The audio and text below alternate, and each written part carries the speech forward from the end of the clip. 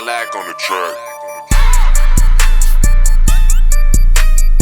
What's up, everyone? My name is Cracka. Welcome back to the Free Game with Crack podcast. Today, I have a music video director, owner of CinePacks, YouTuber, Tyler Casey. Tyler is based out of the Bay Area. He's been doing music videos for a long time. Super creative dude. We obviously talked about his story and come up as a music video director, and also how he started the company CinePacks. Another very dope episode. Welcome to the Free Game with Crack podcast. What's up, everyone? Welcome to the Free Game with Crack podcast. Today I have a music video director, also the owner of CinePacks.com, fellow YouTuber, Tyler Casey. Tyler, how's it going? It's going good, man. How are you? I'm doing pretty good. Now, where are you based out of? So I'm located in California. I work out of the Bay Area. So like the San Francisco area, I kind of work all around there. Every now and then I go down to LA and link up with some people out there. But yeah, mainly I started up here in the Bay Area. Gotcha. Now, how long have you been shooting? I guess I'll say, how long have you been doing like videography in general? So I started quite a long time ago. I've always had an interest in it as like a kid growing up. Was always on the computer. And then I found myself interested in like playing around with like the default program Windows Movie Maker. So I was playing around on that, chopping stuff up. Then I shot like I think I started using my parents' camera, like the cliche story. Then I got my own camera, and then like when high school rolled around, I took some of those classes. Video production. Shot some music videos, did some films and stuff like that, was super interested in it. Then when I started going to community college, I wasn't really digging it. And then I switched to another community college that had film classes. So I took those, got into it, bought my first T3i, tried a bunch of different stuff, like just dabbled around, like tried documentaries, worked on some short films. But then I linked up with an old friend of mine, and he's like, hey, I do music. So we shot my first music video with him. So I picked a song, we went out and shot it. And from there, I just kept doing music videos and slowly stopped doing all that other stuff, and kind of turned into my job after a couple years. So, yeah. So how long has it been since you had a job? Let me think. Since I've had like an actual job, I mean, this is an actual job, but I don't know the right term for it. But I don't know. I think 4 or 5 years, I would say. I was working at congratulations, In-N-Out Burger. Yeah. Animal style, all that. Where are you from? Yeah. Where are you located again? So I'm in Michigan. Oh, okay, gotcha. Yeah, they don't have In-N-Out out there, huh? Nope. So I've had In-N-Out, I think, twice, and it was just while visiting out there. Yep. Did you like it or no? Yeah, I didn't get the whole, the animal whatever style. Yeah, I don't like. It was that like personally. Afterwards. Oh, okay. So it was like gross. Afterwards, I posted a picture of the food, and then people were like, oh man, next time you go, you got to get animal style this, animal style that. Yeah. But it's crazy too that you said you started on the T3i. I feel like so many other videographers that I know started off on the T3i, or either the T2i or the T3i. I had the T3i. I was fancy with the flip out screen. I think that was the only difference between the two. Yep. But flip out screens are underrated, especially if you don't have an external monitor. But yeah, I mean, I remember for months I was like, I had a GoPro and I was like, man, I just want like a DSLR. And then I just kept watching YouTube videos. I was like, is this the camera I should get? And I Google like Canon T3i music video, Canon T3i film, Canon T3i test footage, and I just watched that all day. So then when I finally got my camera, I just kept filming test footage and just practicing. Yeah. So no, I definitely want to get to the CinePacks. I want to talk about YouTube, and I want to talk about music video work. But when you were, so you did your first music video for a friend, right? And that was probably for free? Yeah, it was totally for free. Yeah, but I was super picky about it too, though. Like, he sent me all the songs he wanted to do, and I was like, dude, like, I'm not really feeling these. We still talk about it this day.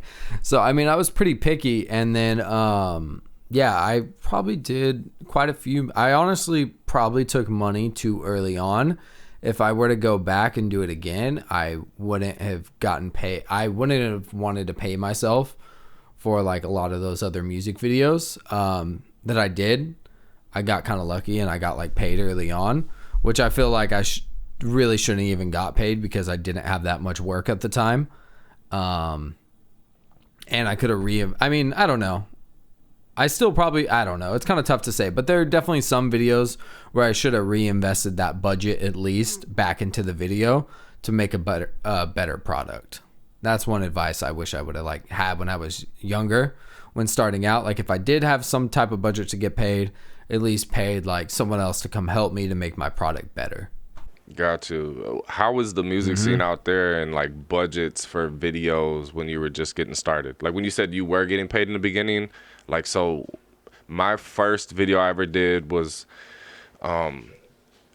since I do like the studio engineering and make beats and stuff, I used to do these like, Yeah. it was like a contract thing that I'd write up that was like an offer of, it's so crazy. Like it'd be like 30 times the price today, but back then it was like I had one customer. So I did this deal where it was like, I'll make 15 beats, record and mix 15 songs, and shoot 2 music videos for you. And it was like this package, and do a photo shoot, and design your CD cover, and press up like 100 copies, because I have a CD duplication company. It was like $600, everything included. That's and crazy. That's what yeah, I'm 31 today. When I did that, I want to say I was like 20, maybe 19 or 20, but that was my first time I ever like had a customer and shit. And I was really just like, he was like my guinea pig. I was learning a lot on how to for sure. do business and stuff like that back then. Yeah, so yeah, I definitely kind of know that scene as well, because my partner, the guy who I do music with, he runs like an at-home studio, and so he does mixing, mastering, all that stuff. He makes beats. He's also an artist, but we kind of came up together. So he's still running the studio, and we've done like a lot of collaborative things in the beginning. We definitely helped each other grow a lot because I've referred him tons of clients that are some of his main clients now, and vice versa. We definitely, one thing that we did that was pretty cool early on was we did these in-studio videos. I think I've talked about it in another podcast. I'm not sure. Or I think I did a YouTube video on it. And basically what it is we would book out a whole day, and we would tell people, hey, you can come in, you're going to get a mix master, you're going to get a record, mix master, you'll get the whole song at the end, like mix and mastered, and then we'll shoot an in-studio video after like you record. So either you could do it in the one take, or you could like cut in and like we could just record it with cuts and whatnot. So we would do that in like a 1 hour slot, and we would just charge a flat fee. So, but we would book everyone back to back. So we'd probably see about, I think some days we'd see like 10 to 11 people, and we just go all day. So the cool thing is we're like it would be like cross platform. So like I would see clients that I've never seen before of his, and he would see people that I know or who even just follow me that would come in. And we'd even do free ones for like people that like, have a little bit bigger of a following, and like we just invite them in, and it's like, it's not too hard, it's like a minute long video, but they get a record, mix and master, and we just split the money that we get paid for right down the middle. So it's a pretty cool like win-win situation. That's smart, because what you did was you created an offer. So like with this podcast, it's called Free Game with Crack. So I guess my hopes for it are that people are listening, they're going to get some like free game, and like just me going back, telling the story about how I put together this offer. Because that's the key thing right now. All these millionaires that I'm listening to, it's like, it's not about selling a product or like selling a music video. Create an offer, that's includes more than that.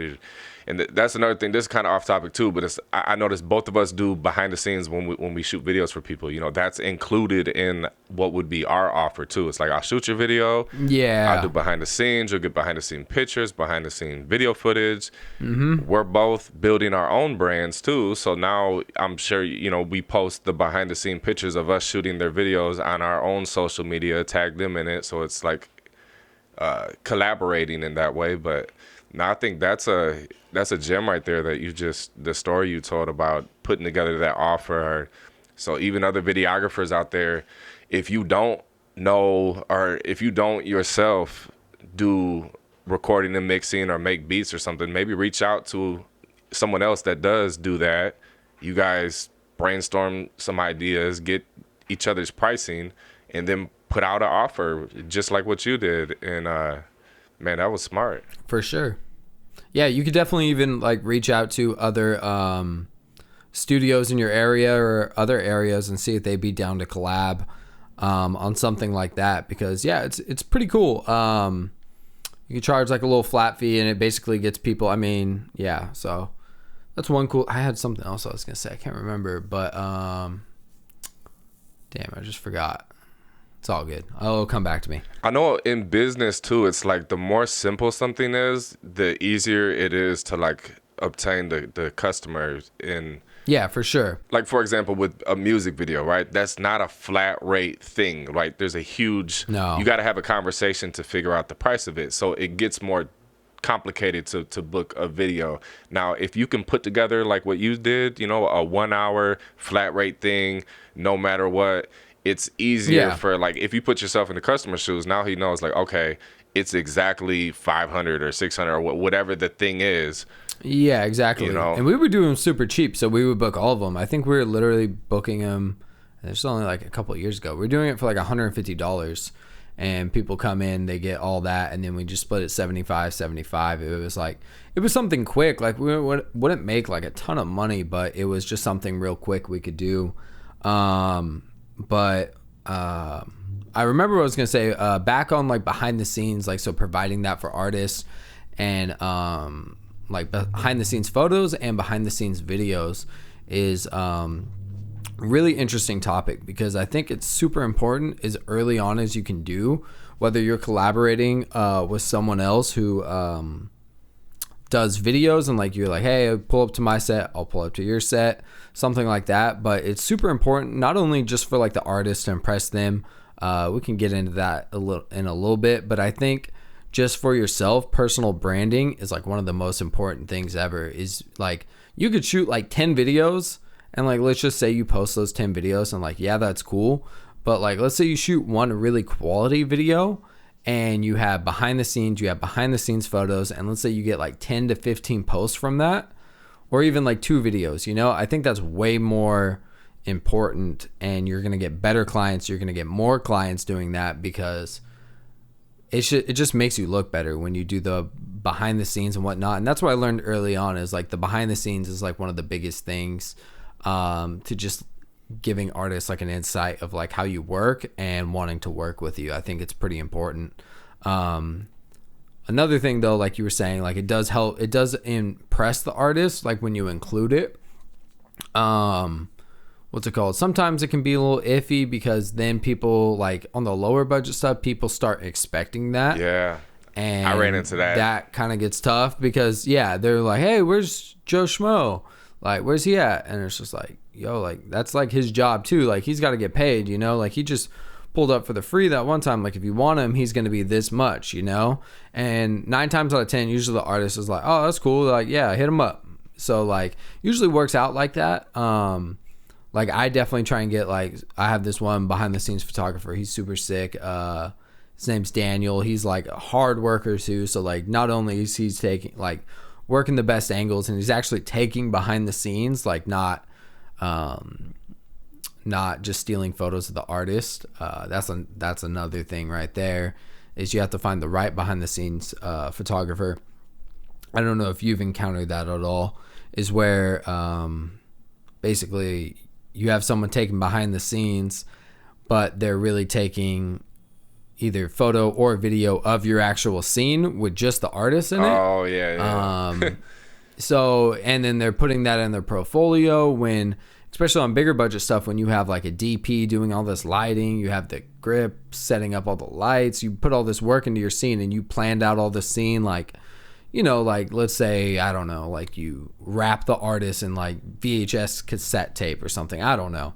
I just thought of something random. But like, you know, you have this creative idea, right? Yeah. And you like did this wet down and all this stuff. And then someone just comes in and snaps a photo and then they put that in their portfolio. It's like, bro, like I thought of this whole vision and you just came in and snapped a photo and called it your own, you know? Yeah. So it's kind of tough. Behind the scenes need to be behind the camera. I mean, I get the artist will ask for photos too, so you do want to provide them with that. So there's always that. Like that happens pretty much every video shoot now. They want a bunch of photos, which is fine, but just needs to be like talked about beforehand. Right. Back to what you were saying about personal branding with the behind the scenes and stuff too. Like I remember specifically different artists, I guess kind of like overhearing them talk about like getting a video from me or getting a video from the next guy, and that was like a selling point with it too. It's like, man, I want to have Cracka like do mine because he does the vlogs, the behind the scene pictures. I turned it into more than just, I guess, pulling up and shooting the video. And then advice for, I guess, other videographers out there. There's a local video guy, and he shoots like mad videos out here, especially like in Detroit. And he would never.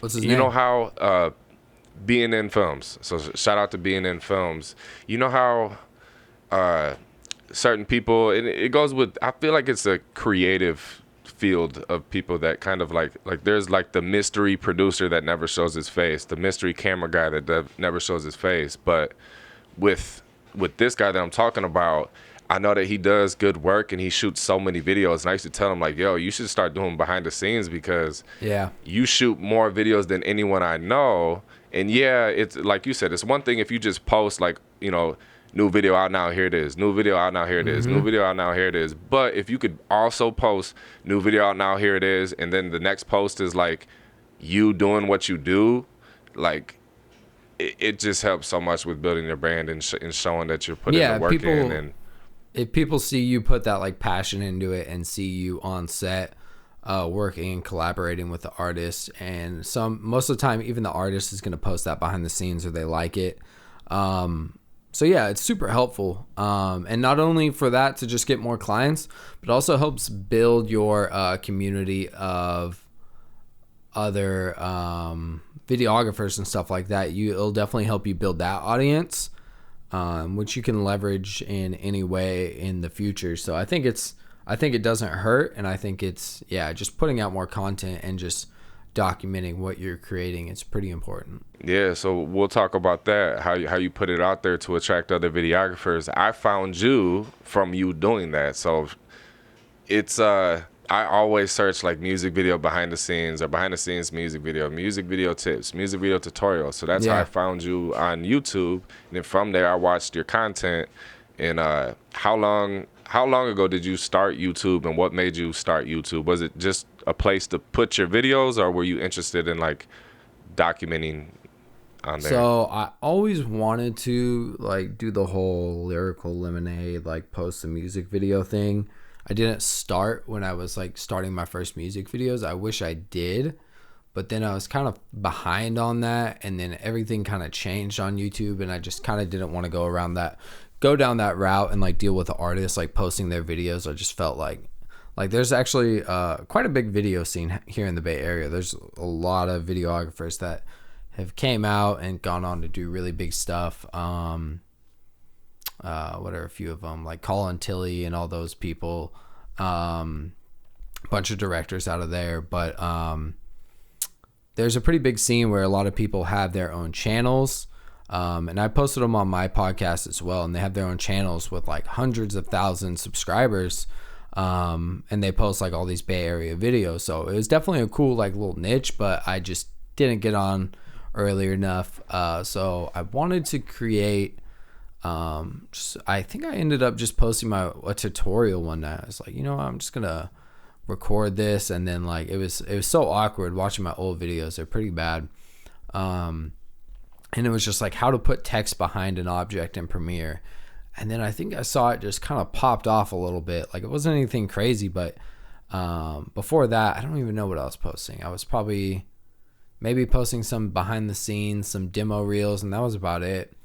So from there, I just started making more and more tutorials, and then kind of got into it. It grew super slow. I think it probably took me like 3 or 4 years to even get to the point where I'm at now. And I was posting pretty consistently. But I think even though it grew a lot slower, the engagement on YouTube and the amount of people that like click my links and all that kind of stuff was pretty big. And I was actually able to like, I don't know, link up with like some bigger YouTubers and stuff, and like definitely get a lot of them on my podcast or do like collab videos with them, like who are some YC Imaging. I know you did. Yeah, YC Imaging. How did that happen? So I went to NAB, which stands for National Association of Broadcasters. It's basically just a big convention in Vegas, and it's a bunch of camera gear. It's pretty sick. If you're into videos or anything like that, I definitely recommend going. It got canceled this year due to COVID-19, but it's pretty cool. So I was there. I went to the Aperture booth. So I don't know if you know Aperture products, but you probably do. Yeah, definitely. Yeah. So I went and checked out their booth, and then it was pretty crazy because I probably only had like 12,000 subscribers at the time. And then I did some videos for Aperture, and then like the main dude, Ted, he recognized me. So I was like, what the hell? So I was just like super excited about that, because I was just starting out on YouTube. And then I saw YC, and he's like, hey, I think I recognize you. He's like, I think I follow you. And I was like, what? Like, I just said what's up to him because I saw he was at the booth. So I went and met up with him. And then he pulled up his Instagram. He's like, yeah, is this you? And I was like, yep. And then he's like, hey, get my number down. So since then I've had his number. And then probably not until like a year later, we finally did a collab video. Just like things got in the way, but yeah, we did a collab video, so that was pretty cool. And then he was on my podcast before, or a little bit after that. So yeah, he's a super cool guy. It's really nice. And then yeah. Gotcha. What made you like want to even do a tutorial? I don't know. I think where it all kind of started was like when I went to community college, and I was taking like an Adobe Premiere class. It was basically like, it was kind of like even before Premiere was like the most popular too. So it was pretty cool that they were kind of like for once, like a college was actually like kind of like, I don't know, teaching you something that was actually going to be useful, because like if you go to any college, like I feel like they're always like 4 or 5 years behind, but they were actually ahead of the curve, and they're like, hey, like you can like, I wasn't like certified in Premiere, but we had like those little books, and we did projects, and we like edited all our projects in them. So it was super cool being able to edit in Premiere. And then I remember sometimes I'd like finish my work fast, and then like I would just help like some peers around me like with Premiere and stuff. So teaching people on like editing software, just because I've always been editing, has been kind of like a natural thing for me. So then when I started making tutorials, it felt I don't know, it was just kind of came natural. So I don't know, I just kept doing it, and yeah, it was cool. It was cool seeing like a decent amount of views and whatnot. And yeah, definitely looking up to like the other YouTubers as well. Are you into like SEO, and do you study YouTube a lot? No, not too much. I mean, I kind of looked into it in the beginning. I don't know. YouTube's so weird now. I feel like it's really hard to like grow on the platform. For sure. At this point in time, I still think it's useful. I think, what's it called? I messed around with TikTok a little bit, and that was pretty crazy. Definitely, it's a different platform, but there's definitely a lot of room for growth there. I don't know if you played around with it at all, but I grew from 0. I think I started in December, and then I grew to 80,000 followers in like 3 or 4 months. Did you really? Holy shit. Yeah, so it's pretty crazy. And what were you posting there? Not dances, just like You're little doing the tips savage. No, definitely not.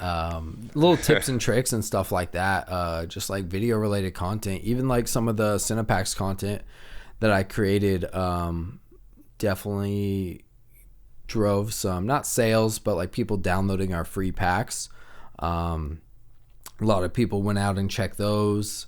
Yeah, I don't know. You just have to go and check it out. It's all sorts of stuff. Like one video that I think has like 5 million views. I literally just like photoshopped out, like took a photo of my girlfriend. She's like flying my drone and there's like a biker in the background. I was like, oh, I'm going to show people how to do content aware. And then like I just did it and then it like popped off. Like there are thousands of comments. It was crazy.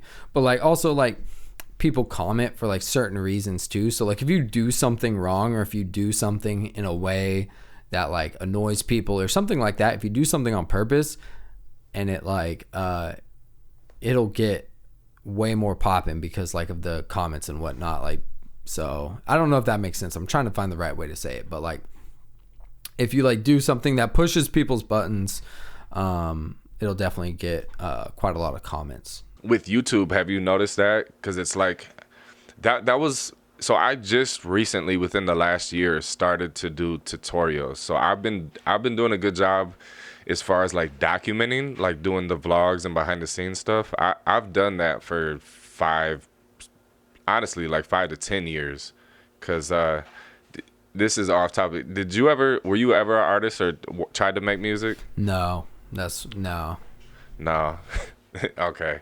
Well, congrats to you for having some really good self-awareness. But 16 years ago, man, that's when I started, and I was making beats, recording, mixing the songs, and I was making songs. Yeah. So I was a rapper.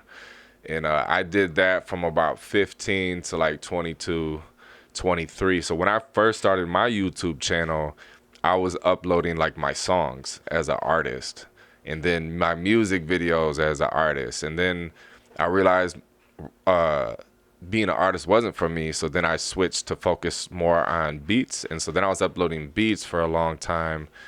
Then it transitioned to, you know, I liked watching content on YouTube and creating content on YouTube, so I started doing beat making videos. And then fast forward, I started posting like customers music videos on my channel, and then behind the scenes and vlogs and stuff like that. So it's transitioned over the years. But I guess what I'm getting at is I didn't want to do tutorials for a really long time because I didn't want to come across as an expert. But then what I realized is I'm still, I guess being an expert, it depends on who you're talking to. So in the eyes of like majority of all people, you technically are an expert.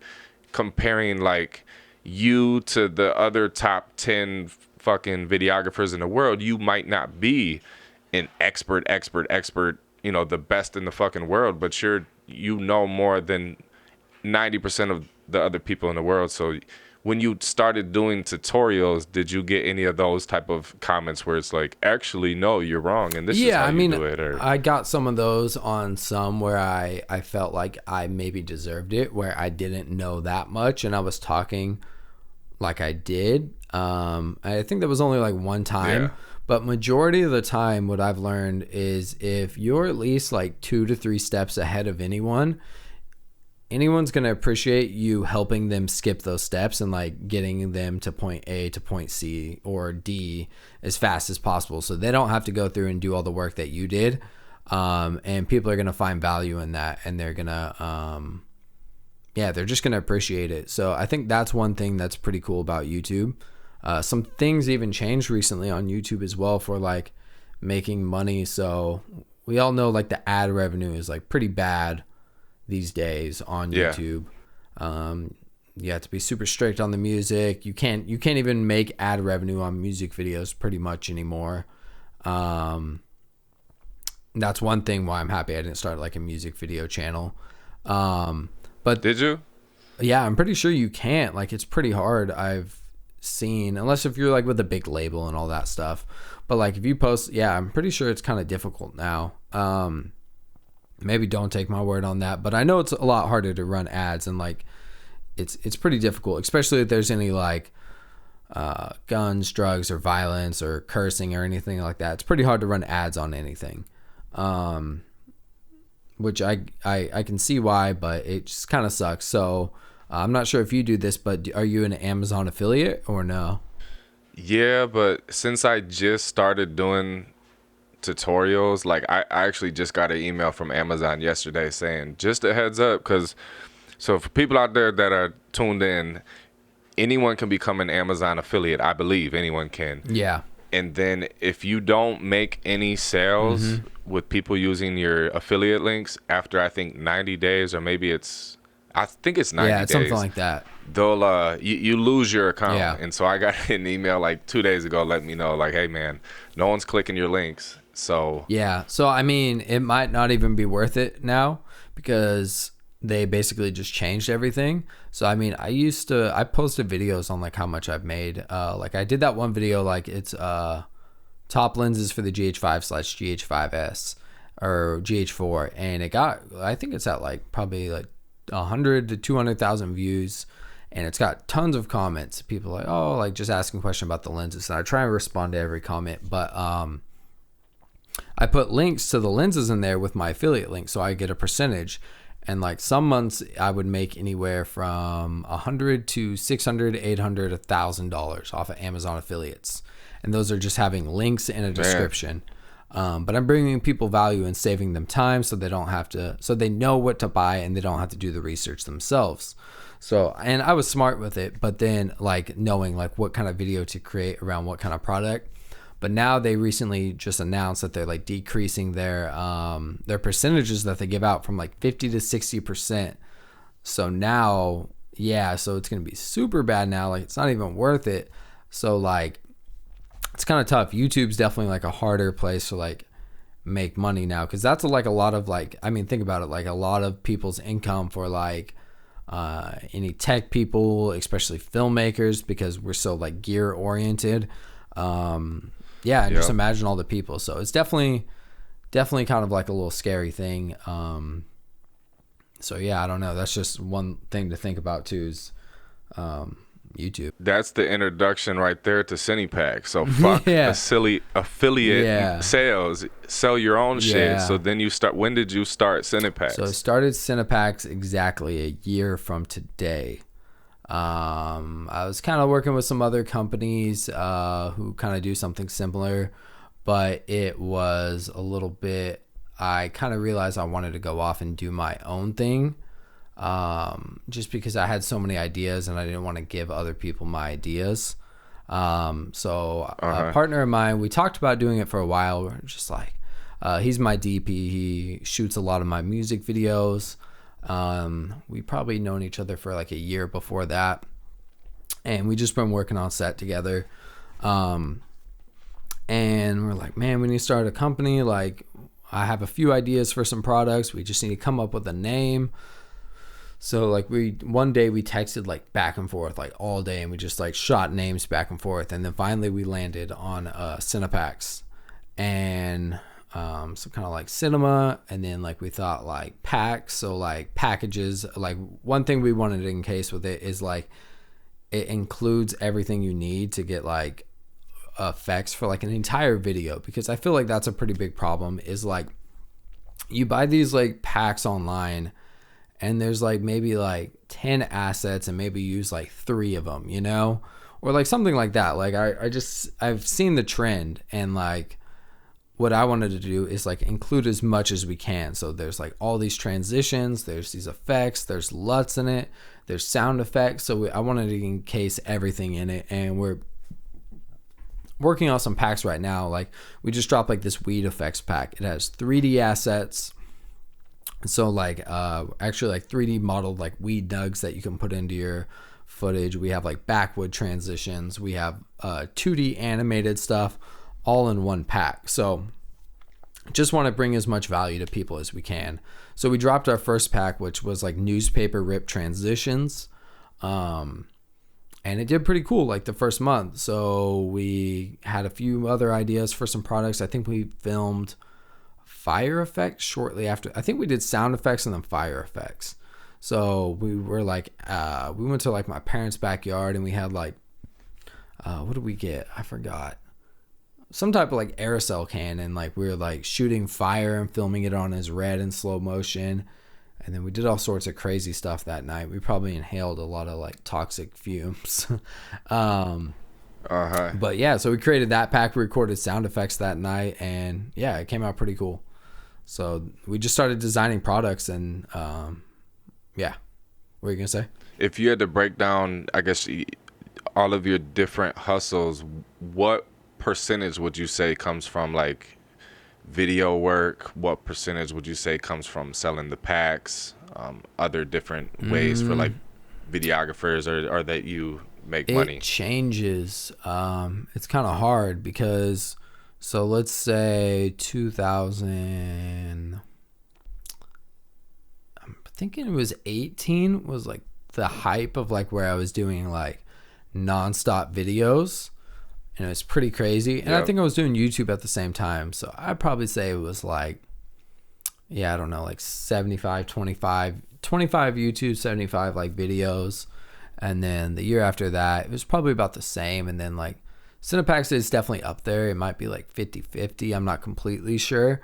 But yeah, it's definitely helped out quite a bit, especially like with like YouTube. I think that's one reason why the company worked, was like YouTube.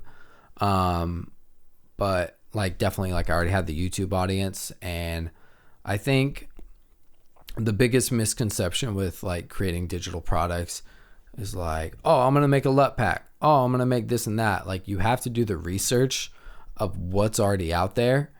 And you have to, I mean, it's hard, but you have to think of something unique. So many times I see like people like we came up with our glow effects pack. That was one of the big ones that kind of popped off. And I saw like, I even sent out some packs like affiliates and whatnot. So they did an affiliate video and they get a % of every sale. And then like a week later, they posted the exact same pack that they created their own with the exact same assets in it. So it's kind of tough. Like people, I mean, and I'm like, whatever, like that's like, it's not as good as ours. And it's also like, it's a pretty blatant ripoff. And like, I don't know. So it's kind of tough because like, and I mean, that's just one advice I give to people is like, you're not going to get very far doing that. So don't just run out and like create like a digital product just because you think, like, oh, I need to make a digital product, you know, like I'm just going to do this because it's easy. You have to think of what's actually going to bring people value and add to the marketplace. Advice for upcoming videographers: would you say wait for them to create an audience first, or create a digital product? No, let's say they have a good idea for a digital product, but they don't have an audience. I would wait quite a while, and I would get a little bit more knowledge, because if you just try and do that the entire time, it's not going to work out that good. You have to build up your resources. You have to learn a lot. I would wait quite a while because it's not as easy as you think it is. And yeah, I would definitely build up quite a bit. Find your style. I wouldn't rush to doing something like that. One thing that you could do is build a guide. I feel like that's a little bit better. Like once you have a decent audience, is build like a type of guide, because like I said before, people will always rather pay a small amount to skip ahead 4 or 5 steps and learn things right away versus trying to go out and learn them on their own. So like, let's say like if you make a guide like right when you start, or if you don't, like, you know, you're still beginning, like you don't have that much to offer people. You have to get a little bit further in your journey to create some type of something. So like, let's say like you're like 5 or 6 years down the road, and like, let's say, I don't know, like some new camera comes out and you just master it, right? Like, you know all the tips and tricks about it. You could create a guide on how to use the Sony A7 III and make your footage look like this. You could have the Sony A7 III music video guide, you know? And I'm going to walk you through all my color settings. I'm going to walk you through my 5 top favorite lenses. I'm going to walk you through on when to use the ISO at night, and I'm gonna, you know, something like that actually has value where you've actually put in the years to learn, and you want to come off genuine. I see way too many people just creating products for the hell of it just so they can get a quick you know, $25-$30, and yeah, it's not really worth it, and you're just gonna come off kind of looking like a con artist and kind of like corny, which no one really likes. So I would definitely make sure, you know, you're at the right level to do that. Yeah. I don't know, what do you think about that? I was gonna say, I think it kind of it'll come to you when you should put something out For there. sure. I guess based on like questions you get. So You got to think about why you want to do ago, it too. Like, Exactly. yeah, I mean, I wasn't doing it because I was like, oh, I want to make so much money. I just thought it'd be cool to, like, I don't know, have like my own store, and like I had ideas of things I wanted to create. And yeah, we have fun making the packs too. Like, we did a pack earlier this year, in January, before all this quarantine stuff. I went down to LA. My partner, he lives in LA currently. He's back between San Francisco and and LA. And we did a TV effects pack. So we rented a bunch of like old TVs from this prop house, and we like we basically filmed the screens, then we like keyed them all out, and it was a pretty fun time because we went to all these cool locations, lugged around these giant ass TVs, and it was pretty cool. It was a fun time, and we did some other like promos, worked on some other packs. But yeah, I don't know, you just gotta enjoy it, and you don't want to just do it because you want to make a quick dollar.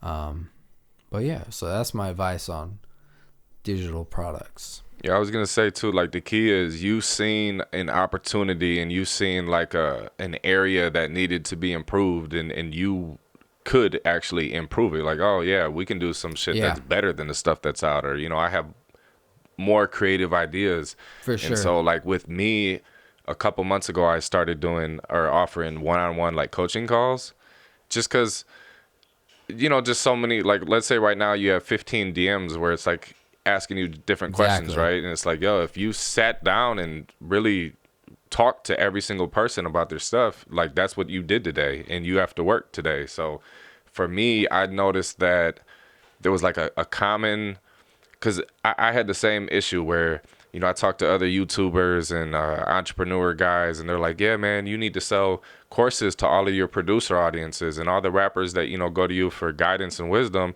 You need to sell them a course and this and that.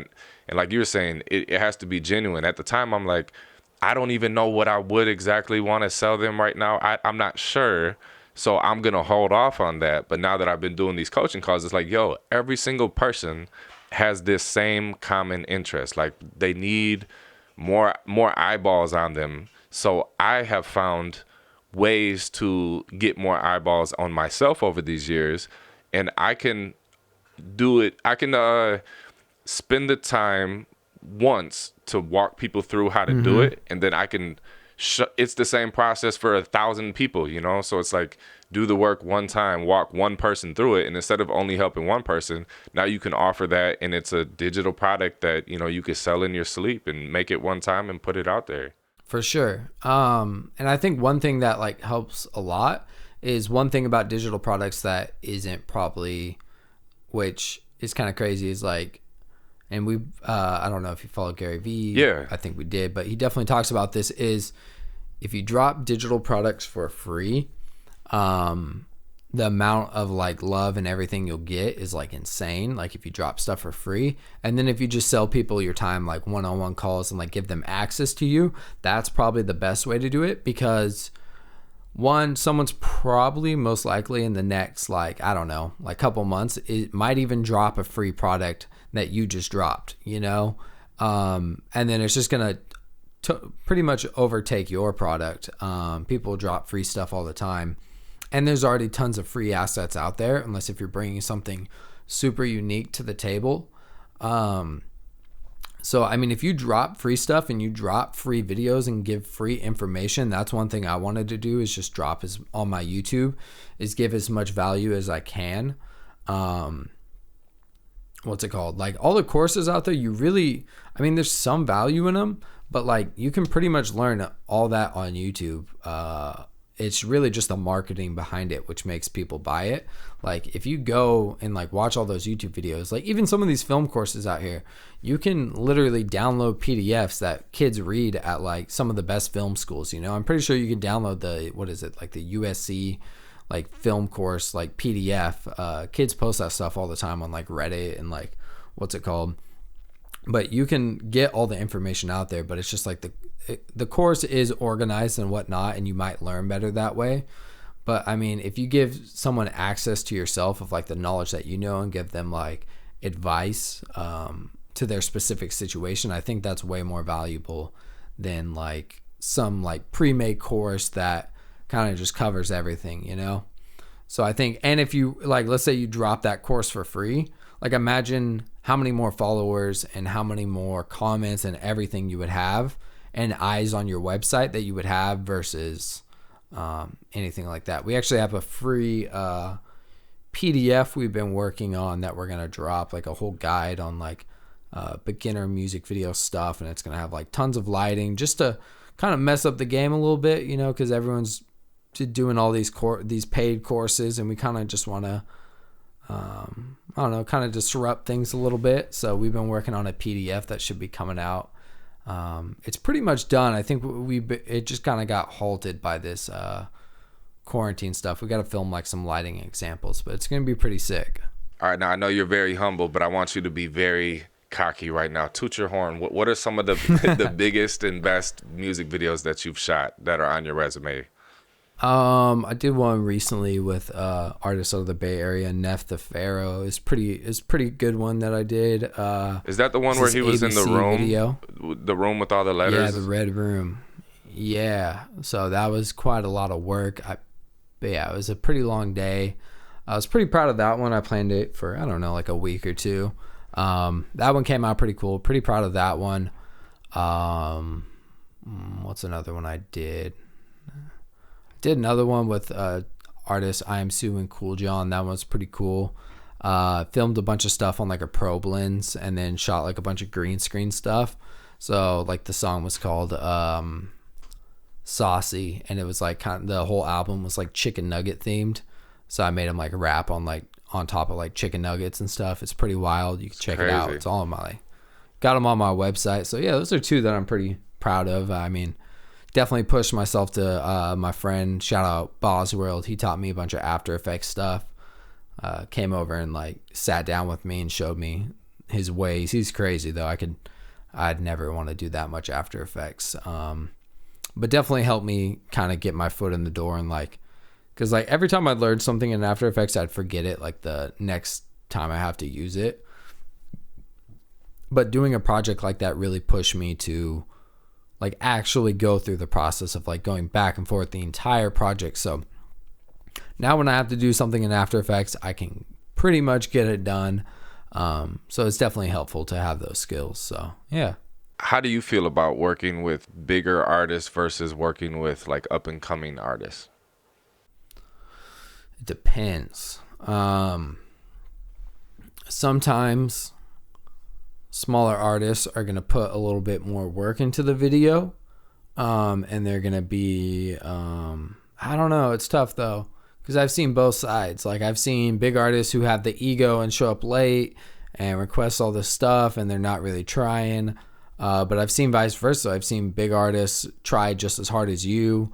Like that video, like Neff the Pharaoh, he works super hard on it. Like like always communicating over text. Was like down to help plan the outfits, send me pictures of outfits. He even brought like some props to the set that actually kind of made the scene. He brought that one rug that's in the scene, and then he brought like some of the cause like toys. So there's like a Bert and Ernie and like I don't know if there's a big bird, but yeah, he brought like some props and whatnot that like made the scene like look way better. So yeah, some bigger artists are like definitely like super into it, and some of the, I don't know. I feel like I'm trying to think. Yeah, I don't know. I mean, you definitely have to be more organized when it comes to like bigger artists and their time, Yeah. because they definitely have like a lot more going on. Yeah, and I feel like you do have to be a little bit more professional at that point, and you also want to like impress them. So, but I mean, I would treat what's it called, like regular artists, like I mean, just like beginning artists, like kind of the same way, just to practice for the like the big leagues. You shouldn't treat like the smaller artists like they're lesser or anything, because one thing that I hate to see is someone shoots a music video with like Joe Schmo like in their town, right? And then they get the bigger artist like the next day. And then you see on their story they're editing the bigger artist's video first. And then that video is already dropped and Joe Schmo's video hasn't even been touched. It's still on your SD card. So that's one of the worst things I see. Because one, you're making your client look like they what's it called, like they're like lesser, you know, and they're most likely not going to go back to you. But if you put their, I mean, there's obviously like different instances, like let's say like the bigger artist maybe paid for a rush delivery or something like that, you know, like I get it, but like if you're going to do that, don't post it on your story, because you're gonna look like a douche basically, because you're basically like clout chasing like publicly, you know. So I don't know. That's one thing that kind of like I've seen people lose clients from doing that. So yeah. Got you. How far into your journey would you say it was until people started taking you serious? Because, you know, in the beginning phase, it's like you're a joke, right? You got a camera. Yeah. And that's about it. I don't know. I mean, I don't know. I don't feel like,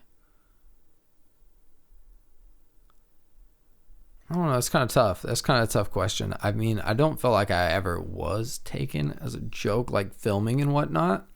But definitely, I just feel like as like your skills and like your videos, I don't know, your like skills increase. Like I feel like people do start to take you more serious, and you get, I don't know. I mean, I don't know. I feel like it always increases. I don't know. It's kind of a tough question. Do you remember like a certain video that you were putting out? It could have been 3 years ago, 4 years ago, 2 years ago, where you're like, yo, this one right here is, people are going to be talking about me after this one. Yeah. No, I feel that. I feel like I always, like those videos always come up like every other like year or month, you know, every time you do a video, and if that's not happening, then you're probably not putting enough work into your videos. So like, yeah, I think the first video where I saw that is I did this video with like 3 local artists in the Bay Area. And it was like, there wasn't too many like studio videos going on, like this person's channel that was pretty big. What was the name of it? It was with this pretty big artist, Young T.O., Mike Sherman, this guy named Leak. And you probably heard of the group. One of the guys was Young T.O. from the group SOBXRBE. I don't know if you've heard of those guys. Yeah. Yeah, so I did that video, and then it got a million pretty fast. So that was pretty cool. And then from there, I definitely got like a lot of recognition from that. And then I did do a video with like SOB probably like a year later, and it was like my first kind of like bigger budget. I think I had like, I want to say like $2,500, which I didn't make any money off the video. I just reinvested everything back into it. Like I got like a cop car, I got like all these props and stuff, and that one definitely helped me get noticed quite a bit. And then pretty much from there, just like, yeah, so just kept growing from there. So I mean, I feel like every time you level up, and then as the budgets increase and like your ideas get better. How do you deal with like, because this still happens with me, like I would say my biggest weakness is like masking my emotions, because it's like I care so much about the video, and like everything that you were just saying, that's exactly how I feel. Like, so let's say I have a video shoot tomorrow. Mm-hmm. I'm so excited to do it for the opportunity to show that level up. And then how do you deal with when you realize I guess you don't really get to level up? It could be this sounds crazy, but I've realized that there's certain artists that it sounds fucking crazy. There's certain artists that like aren't capable of having like fire ass fucking music videos.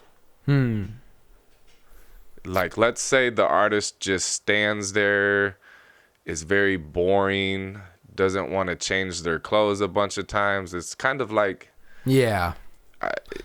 And I mean, that comes down to kind of like what I was saying is like, you want to work with artists who are like actually into it, who are actually like passionate about it. Like how I was saying, like that artist, like that I just filmed, like Neff, like he was super down to do everything, because I've done videos like, so like on that video, I posted on my story, like we slowed down the song. I think I only did it like 65%. So it wasn't like the whole 50. So he looked like crazy animated. That's one of the TikToks I have that's an example. Like I showed that.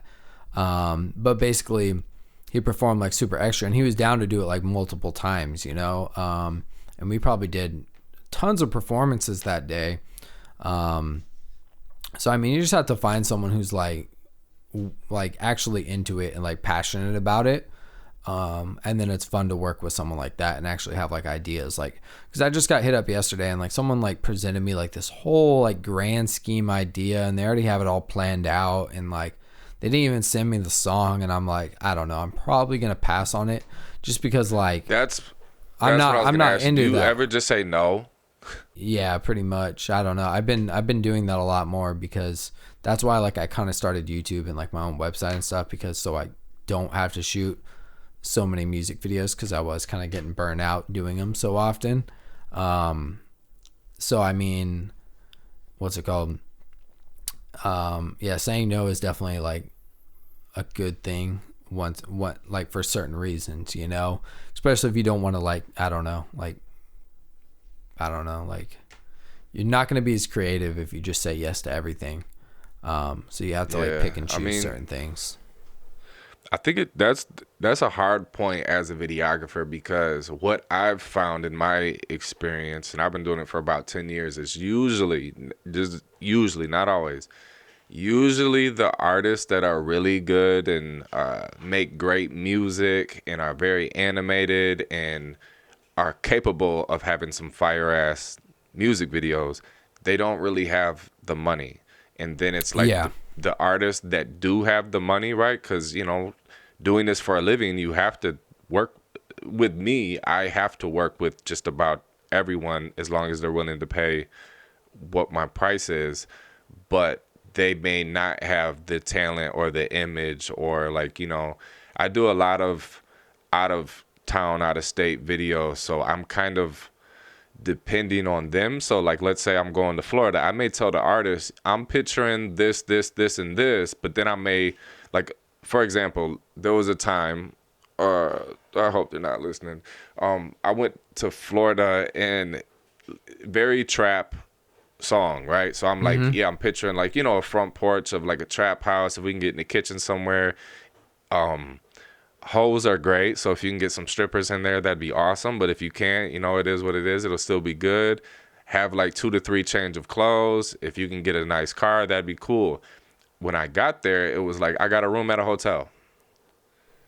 Yeah. That's kind of what I'm getting at with when I say certain artists aren't capable. It's kind of like, I told them what I needed to do, what I need to do, and then they didn't provide it. So now I'm there with my camera. So now I'm shooting a video in a hotel room, but I had a whole nother vision, but I can't do that now, you know? Yeah.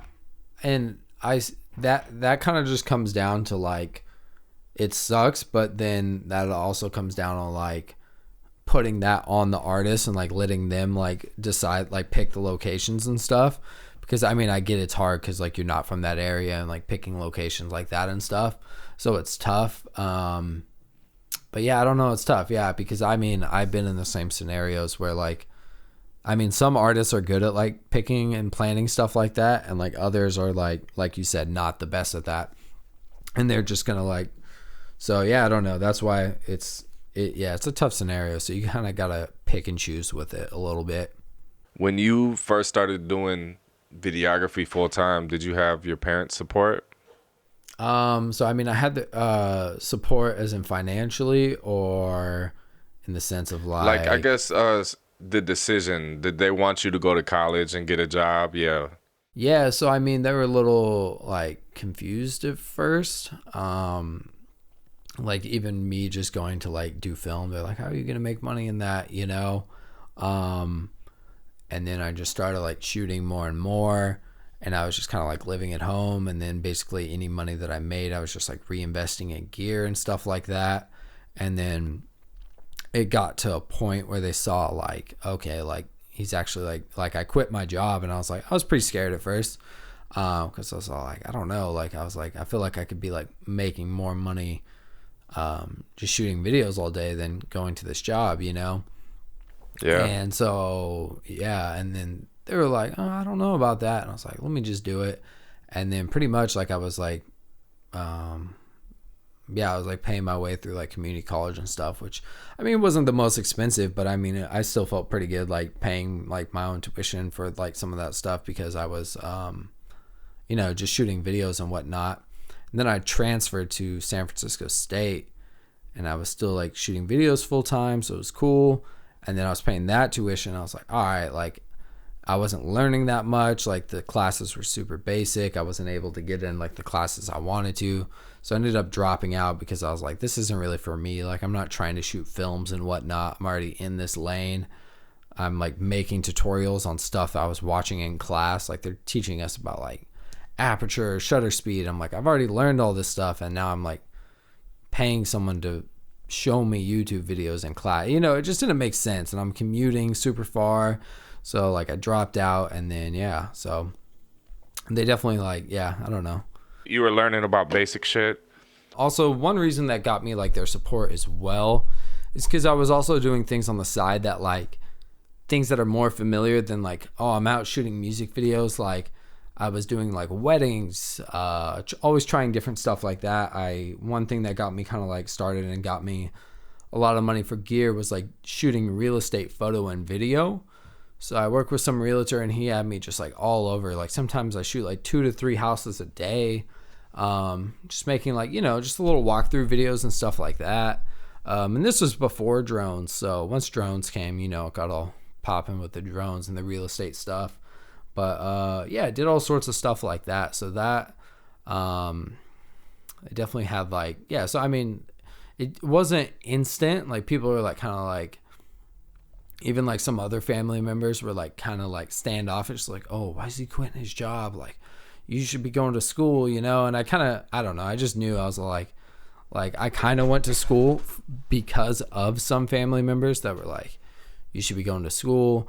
And I mean, I appreciated the support at first. I was like, but then I kind of realized like, I kind of want to do what I think's best, you know? Like I appreciate like the what's it called, I don't know, like the advice, but I kind of knew what I wanted to do. Like I didn't want to go to school. So yeah. Yeah, I feel like parents just care more about money. That's how my mom was. All she cared, that was like, it was almost every day. I remember she'd come in. I had like a home Yeah. studio room, and I would just be in there all day learning how. The key is like I was sitting in there all day, but learning how to do the things that I For make sure. a living doing today. But at the time, she didn't understand that. It was just like, all you do is sit in this room and sit on that computer. And it's like, it's going to pay off. Watch, you know?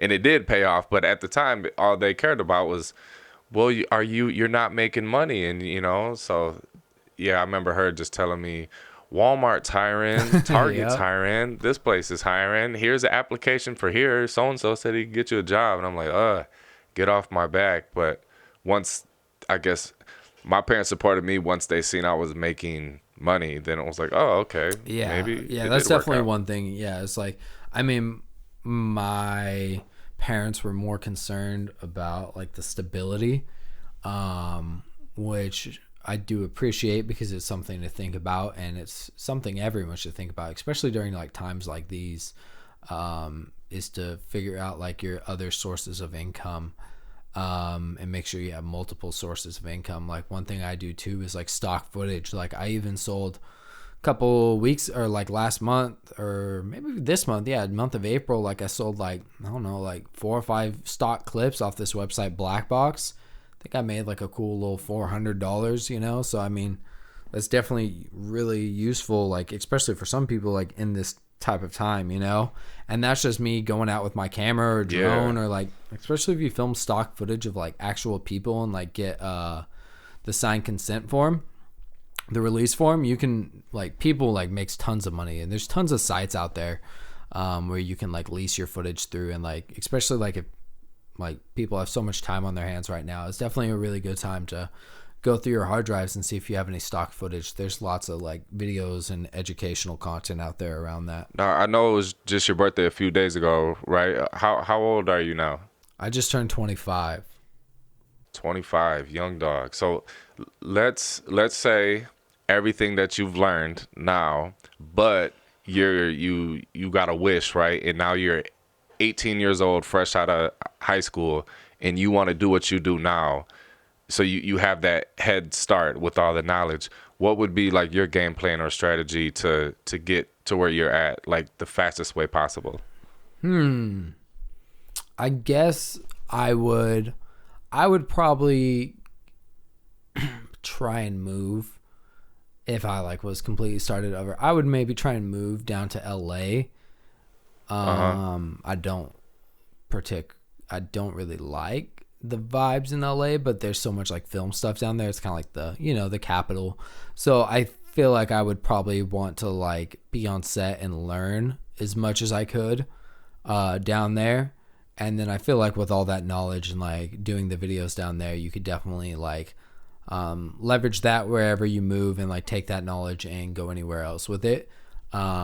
Just because there's so much resources and everything down there, and I feel like you could make quite a lot of stuff. So that's one maybe option that I would do. And I would just try and document a lot more and like just continue to create. And yeah. I was gonna say a lot of people that are afraid or would be intimidated to go to like a mecca place like LA, I mean, think it's good because just how there's big dogs in LA that would like crush the beginners, but think about all of the up and coming artists, right, that can't afford those big dogs that charge probably 10, 20, $30,000 for a music video. So there's still opportunity for, you know, it's like there's bottom level videographers everywhere, and then there's bottom level, you know, artists everywhere too. Yeah, but then again, I also do feel like it is good to. I probably wouldn't. I would probably stay where I am for like a couple years and like kind of grow as big as I could here, and then like move to a bigger pond. I think that's probably a better path for more people, and you might get kind of burnt out and feel discouraged like moving to such a big pond in the beginning. But yeah, I don't know. It might be the same though. Like if you just continue to work hard, I think either or can work. I think the second option of just staying like where you are and like growing out of your, you know, like where you currently are and like using all those resources, is definitely like one of the best options you can do. Now, would you only do music videos, or would you still do weddings and other type of like real estate videos in the beginning? That's tough. I don't know. Maybe, yeah. I mean, well, if I knew what I knew now, no, because I don't like doing those things, but I wouldn't tell people not to do those things because I think you should try a bunch of different stuff because you might not like music videos the most as much as you think you do, especially once you get higher and higher up. So I think it's always good to try different things and see if you like them or not. Because you might like getting paid $2, $3, $4, $5, $6, $7, $8, $9, $10,000 for doing a wedding. You know, those I just would throw all the price ranges. I guess you could get paid, but you know, you might like that more than, you know, meeting up with an artist and like having to do, you know, like I don't know. Sometimes you get put in like some situations that are a little sketchy. Where it's like, yeah, exactly. So I've been definitely tried not to do videos like that anymore. I have my fair share of those, so kind of overdoing those and want to do like more bigger set stuff. But you might like, just filming weddings, and just kind of having something that's a little more scheduled. Which I think the wedding industry after this stuff, it's going to be booming. I feel like everyone's just waiting to get married right now. So I feel like, after this, everything's going to I think it's going to go crazy. I don't know. You agree with that? Or yeah, definitely. Not the booming of the weddings, but like just trying different stuff. I don't know. Have you tried other videographer stuff or what? Yeah, so I've done some commercials, I've done some weddings, and then like how you said, you may like the fact of getting paid more. So at the time, this is, I think 3 years ago, I did my first ever wedding, and it was $1,500, and I had no idea what I should charge. I reached out to a friend photographer, a friend that's a wedding photographer, and he was breaking things down for me to make sure I had like, package 1, package 2, package 3, don't just have a flat price. And so I threw out some options, and a little tip in a story for people is don't be afraid to like sell yourself too short. So exactly, at this point in time, I was doing music videos for about 8 years. So in anyone doing video work in one field for 8 years, you're going to know kind of what the fuck you're doing and be good at it, even if you're doing something different. So like, let's say you shot but you gotta be careful because like doing weddings is a different game though, because I know a lot of music video directors who like bring their like their Sonys out, and they don't know anything about audio. They don't know about the 30-minute record limit, and if you mess up someone's wedding, like that's a really bad look, and you might just have taken yourself out the game for like one bad look on just doing someone's wedding bad. Dude, I was horrified, and I was even worried about like what if I'm out of focus when they kiss, or what if someone stands up in the way. And I was very horrified. So before I did the wedding, I would have said that no, I want to go back to a trap house and shoot a music video. Like fuck this, being dressed up and all this stress and pressure. Yeah. But then after I did it, and I seen how much and this is my first ever wedding, like the couple absolutely loved it. My friend, who's like a big dog wedding photographer, like praised me. So it made me feel really good about it. And I was like, man, I like that change of pace, like going from a music video to a wedding. It's like you said, it's a whole nother world, but for sure, I wouldn't have even known if I liked it or not if I didn't do it. So once I did it, it was like, okay, that's cool. Yeah. I feel like I want to do a good 6 to 10 weddings a year and still do mostly music videos. But I like weddings. Those are fun. Yeah, and I definitely think the biggest advice I could do if you want to like try different stuff, including like weddings, commercials, or anything like that, find someone who's like pretty much in that field and offer to like shadow them or like come help them. Because like all the time, like friends, like, and the biggest advice I get on your first gig is like get a second shooter who's like been doing this, so they can help guide you through it, because a second shooter is like the biggest thing you could have during a wedding, so you're a lot less stressed, especially during the ceremony. So I think that's pretty much like the best advice I could give is like, shadow someone who already does what you do. Like, hey, I'll come help you on your next wedding for free. Like, I'll bring my camera, or I'll just help carry your bags or whatever, just so you could kind of get like an insight, or whatever field you want to get into, if they do sports, I mean, you could think of anything. So, yeah. Definitely. What would you say is the one most important thing that got you to where you are today? Like the one most important quality? Consistency. One of the biggest things I've seen is people falling off and just like not staying consistent, giving up too early, stopping. I mean, even if it's like changing your lane, like we're talking about, that's fine, but just continuing to grow and like keep doing what you're doing, and just striving to do better, not staying the same as well, like staying consistent, but also like switching it up and trying new techniques, learning and growing. So I think consistency and like just learning, just like trying to push the limit, and like I think those are the two biggest things, is like what's helped me grow quite a bit, and like yeah, don't get too comfortable doing the same thing over and over again, because it's going to get played out, and you got to, that's one of the biggest things when I started was like, even like I remember my mom, like when I started doing YouTube videos, she was all like, why are you like showing people like what you're doing? They're just going to steal it, you know? But I was just like, I'm already like kind of over that, you know? Like if I put that out there, one, it might come back and help me eventually, you know? Like when I put that like knowledge out there. Two, that's going to push me to be more creative in the future. When I put that knowledge out there, like it pushes me. I'm not going to be like, all right, well, I don't want to do that now because everyone else is going to be doing that. So it's going to push me to be more creative. And it definitely has done that over my years of doing YouTube, Instagram, and just, yeah, it's putting people on, and like it helps me push myself to do different stuff. No, I like that outlook on it, is that, yeah, because that was part of my thing too. And there's this lady, her name is Sunny.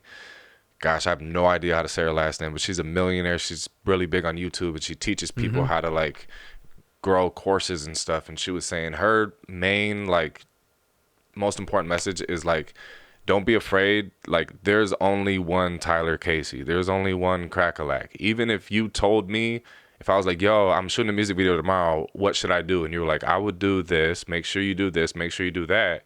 If you have me go shoot that video and edit it, and then you do the same thing, like, they're going to be two completely different videos, because there's only one you. And then people are always going to run into more issues or questions. And that's why if you do offer some sort of like consultations, like you could give someone all the game on what to do with their camera to shoot a video, but then they're still going to run into, okay, thank you, that helped me a lot. I ran into this. What should I do with this? You know, so. Exactly, yeah. And I did a post like this a while ago. I forgot what it says, but like too often, like especially when like starting CinePacks and whatnot, like I've seen people like complain like, oh, blah, blah, blah is like copying me, like complaining about stuff like that, like posting nonstop. Some of these big people out here like complaining that they're being copied and all this stuff, and like, oh, he's biting my style, yada yada yada. Like, it happens no matter what. You're putting stuff out on the internet, so you can't complain.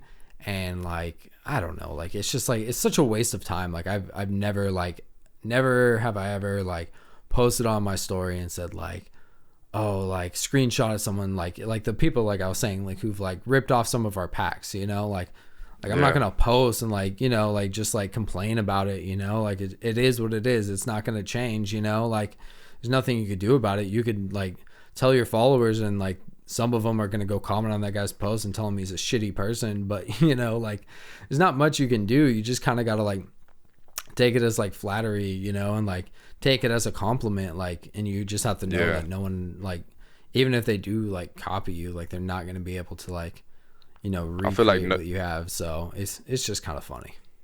No response is the best response. Exactly. Yeah. Because in other words, you're also giving them that like little spotlight, which I mean, so yeah, there's that. But yeah. Where can people find you on the internet? I want you to shout your YouTube and your Instagram, the website, the packs. So my YouTube, just type in Tyler Casey. You can check out our website, CinePacks.com, CinePacks.store. It's the same thing. We got tons of free packs for you guys to try out. Tutorials on there that are with every free pack. We just updated the free pack section, so there's tons of free stuff there. You can use like, I don't know, I want to probably say there's like, we have full free packs too. So some of them are like samples, but they'll include like 4 or 5 assets from like the full paid pack, which are still super useful. In the tutorial, I'll show people how to use them.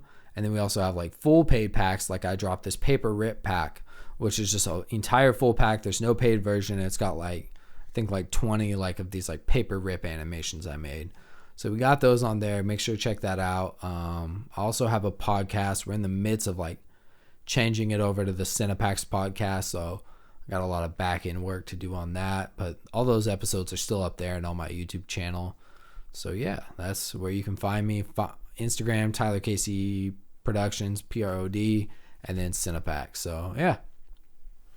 Dope, man. Yeah, me and Tyler, we are going to collaborate on a a few different YouTube videos for you guys and put those out there. But yeah, I definitely want to link up with you too, sometime out in the Bay Area. For sure. Yeah. Have you been out here before? Or?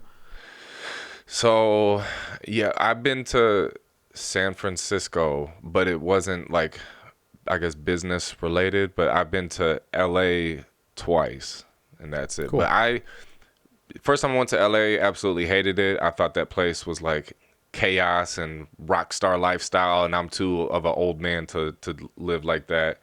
And then when I just went out there a few months ago, I loved it, and it was like, yo, I want to go back there. It's just like, yo, there's so many millionaires, and then that's like, I love being around that type of shit. You know, Gotcha. It's like very motivating. Yep. Yeah. So. It's an interesting place. It's just crazy busy, but same out here. Bay Area is pretty crazy as well. So, yeah, for sure. Yeah, we definitely got to link up on something. But yeah, cool. Yeah. All right, everyone. That's Tyler Casey. I'll see you guys in the next episode.